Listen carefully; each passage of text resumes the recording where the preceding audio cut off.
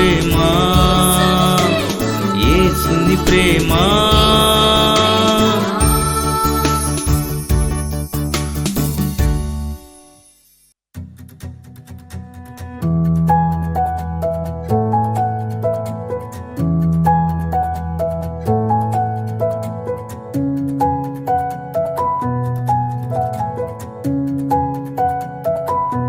స్తుతి నైవేద్యం. Praise the Lord. ప్రభునందు ప్రియమైన వాళ్ళారా, ప్రతిరోజు ఈ 119వ కీర్తనలో వచ్చి దేవుడు ప్రత్యేకించి మనతో మాట్లాడాడు. మరి ఇక 2 రోజులు మాత్రమే ఈ 119వ కీర్తన మనం ధ్యానం చేసుకోబోతున్నాం. చివరిగా 119వ కీర్తన 172, 173, 174 వచనాల మటుకు ధ్యానం చేద్దాం. నీ ఆజ్ఞలన్నీ న్యాయములు, నీ వాక్యమును గూర్చి నా నాలుక పాడును. నేను నీ ఉపదేశములను కోరుకుని ఉన్నాను, నీ చెయ్యి నాకు సహాయమగునుగాక. యెహోవా, నీ రక్షణ కొరకు నేను మిగుల ఆశపడుచున్నాను. నీ ధర్మశాస్త్రము నాకు సంతోషకరం. ప్రార్థన చేసుకుందాం. కృపగలిగిన మా తండ్రి, మరొకసారి నీ దాసుడిని మరుగు చేసి ఆత్మచేత సంధించి నోటికి మాటలు అందించి నాలుకను వశపరుచుకుని పుటము వేయబడిన నీ బంగారు మాటలు వచ్చిస్తుండగా వినుచున్న వారందరికీ ప్రభువా ఈ వాక్యమును ప్రభువా ఏదో ఆశీర్వాదకరంగా మలిచి వారితో మాట్లాడమని, నీ నిండైన ఆశీర్వాదాలు వారికి దయచేయమని యేసు నామమున ప్రార్థన చేయుచున్నాము తండ్రి, ఆమేన్. కీర్తనకారుడు అంటున్నాడు, నీ ఆజ్ఞలన్నీ న్యాయములు, నీ వాక్యమును గూర్చి నా నాలుక పాడును. దేవుని యొక్క ఆజ్ఞలన్నీ కూడా న్యాయములు. మన దేవుడు న్యాయాధిపతి. మరి ఈ లోకంలో న్యాయాధిపతులు ఉంటారు, అలాగే న్యాయవాదులు ఉంటారు. అయితే ప్లేడర్లు, ఎవరు డబ్బు ఇస్తే వారి మాట, అది వాళ్ళు తప్పు చేసినా సరే తప్పును ఒప్పుగాను, ఒప్పును తప్పుగాను చూపిస్తూ దొంగ సాక్ష్యాలను పుట్టిస్తూ వాదిస్తూ ఉంటుంటారు. అలాగే ఈ యొక్క న్యాయవాదిని బట్టి తీర్పు చెప్పే ఆ న్యాయాధిపతి ఒక్కోసారి తప్పుడు తీర్పులు కూడా చెప్పచ్చు. కానీ దేవుడు అసలైన న్యాయాధిపతి. ఆయన మానవులు చెప్పే సాక్ష్యాలను బట్టి కాదు, ఆయనకు అన్నీ తెలుసు కాబట్టి ఆయన చక్కటి న్యాయాధిపతి. అందుకనే ఆయన ఆజ్ఞల్లో న్యాయములు అంటున్నాడు.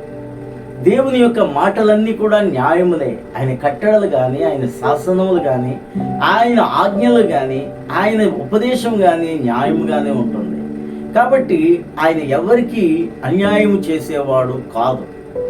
కాబట్టి ఇక్కడ అంటున్నాడు, నా పెదవులు నిన్ను స్తుతిస్తున్నాయి, నీ వాక్యమును గూర్చి నా నాలుక పాడును అంటున్నాడు. దేవుని యొక్క ఆజ్ఞలు న్యాయములు కాబట్టి ప్రభువా నేను గూర్చి నేను పాడుతున్నాను, నా నాలుక పాడుతుంది అని చెప్తున్నాడు. నిజమేండి, దేవుడు న్యాయాధిపతి.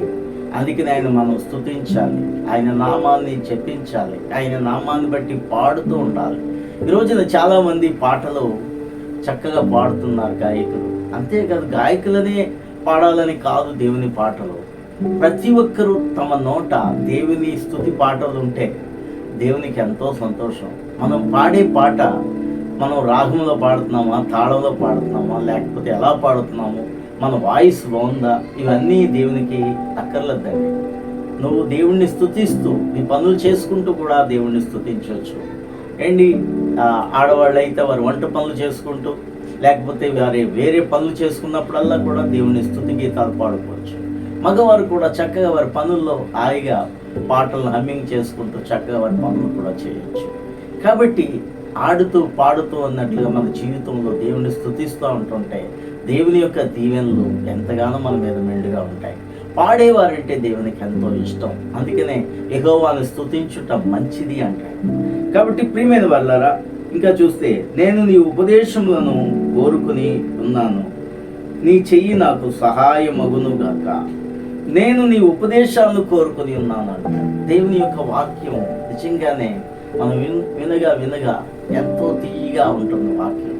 రోజు వినేవారికి ఒక్కరోజు కూడా వాక్యాన్ని వినకుండా ఉండలేరు. ఈ ఛానల్ అనేక మంది చూస్తున్నారు, అయితే ప్రతిరోజు చూసేవారు చాలామంది ఉన్నారు. ఏంటి, చూసేవాళ్ళు కొద్దిమంది అయినా ప్రతిరోజు చూసేవారు చాలామంది ఉంటున్నారు. కాబట్టి దేవుని యొక్క ఉపదేశములను మనం కోరుకోవాలి. అప్పుడు మన జీవితం సంతోషంగా ఆనందంగా ఉంటుంది. నీ చెయ్యి నాకు సహాయమగును గాక. దేవుని ఉపదేశాలను కోరుకుంటున్నాను కాబట్టి దేవుడు ఆయన చేతితో మనకి సహాయం చేస్తాడట. ఆయన కుడి చేయి నిన్ను ఆదుకుంటుంది. హల్లెలూయా. కాబట్టి దేవుని ఉపదేశాన్ని కోరుకునేవాడికి దేవుని చేయి తోడుగా ఉంటుంది. యెహోవా, నీ రక్షణ కొరకు నేను మిగుల ఆశపడుచున్నాను.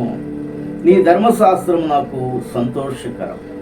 మరి దేవుడిచ్చే రక్షణ కోసం నేను మిగుల ఆశపడుచున్నానంట. చాలాసార్లు ఈ కీర్తనలో మనం ఈ మాటలు చదువుకున్నాం. ఇదే మాట పదే సార్లు విన్నాం.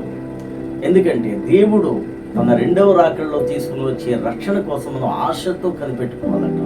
ఈ లోకంలో దేవుని మాటలు వింటూ, స్తుతిస్తూ, పాడుకుంటూ మన జీవితాన్ని కొనసాగించుకుంటూ ఒక రోజున దేవుని యొక్క రాకడ జరగబోతుంది. ఒకవేళ అప్పటికి మనం బ్రతికుంటే ఆ రక్షణ కోసం మనము ఆశపడుతూ జీవించాలి. దేవుడు తెచ్చే ఆ గొప్ప రక్షణ అనేది చాలా గొప్పది. నీ ధర్మశాస్త్రం నాకు సంతోషకరం. దేవుని యొక్క వాక్యము మనకి ఎంతో సంతోషకరం.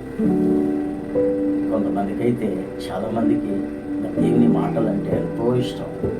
ఒక్కోసారి మేము వీధుల్లో సువార్తలు ప్రకటిస్తున్నప్పుడు ఎంతోమంది ఆశతో అక్కడ కొద్దిసేపు నిలబడి మాటలు వింటారు. కొంతమంది అయితే వారి పనుల్లో వారు ఉంటారు అనుకోండి, వారి పనులు వారు చేసుకుంటారు, అసలు మన మాటలనే పట్టించుకోండి. కానీ ఈ సువార్త చేసేటప్పుడు కొంతమంది ఏం చెప్తున్నారు, దేవుని మాటలు ఎంతో ఆసక్తిగా ఉంటారు. కొంతమంది అయితే వాళ్ళు కూడా మమ్మల్ని వెంబడిస్తూ వచ్చి దేవుని మాటలు విని ఆశీర్వాదం పొందుకుంటారు.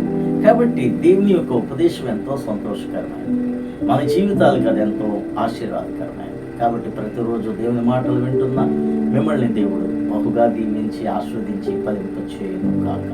ప్రార్థన చేసుకుందాం. మహాపరిశుద్ధుడా మా తండ్రి, నీ వాక్యం ద్వారా మాట్లాడిన ప్రతి మాటను నీ బిడ్డలు స్వీకరించి నాయన నీ ఉపదేశానికి లోబడి సంతోషించడానికి నీ కృపను అనుగ్రహించమని, వారి జీవితాల్లో నెమ్మది దయచేయమని యేసు నామమున ప్రార్థన చేయుచున్నాము తండ్రి.